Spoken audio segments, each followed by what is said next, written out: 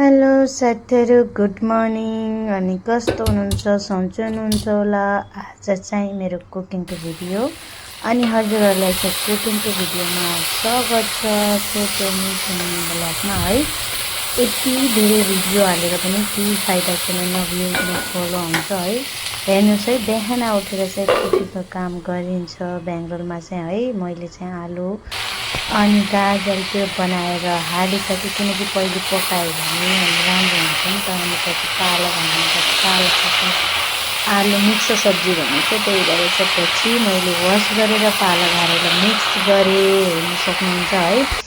अनि कति कुकिङको भिडियो बनाएर हाल्छ, कति के गर्छ, त्यसलाई मात्रै खाना बनाउन आउँछ भन्नु होला। त्यस्तो होइन के, यो चाहिँ होइन है, थोडा आफूले गरेको काम चाहिँ राम्रो लाग्छ, त्यही भएर भिडियो बनाएर आफ्नो च्यानलमा हाल्ने मन लाग्छ, त्यही भएर हालेको है साथीहरू।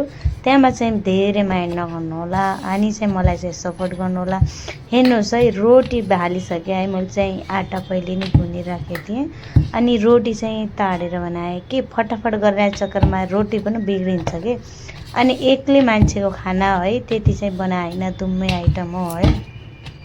अनि एक्लै मान्छेको चाहिँ 2 आइटम बनाउनु धेरै इजी हो, मतलब आधा घन्टामै भइहाल्छ यो काम चाहिँ। अनि हजुरहरू कति मान्छेको कुकिङ गर्नुहुन्छ त अनि कमेन्टमा बताउनु होला है।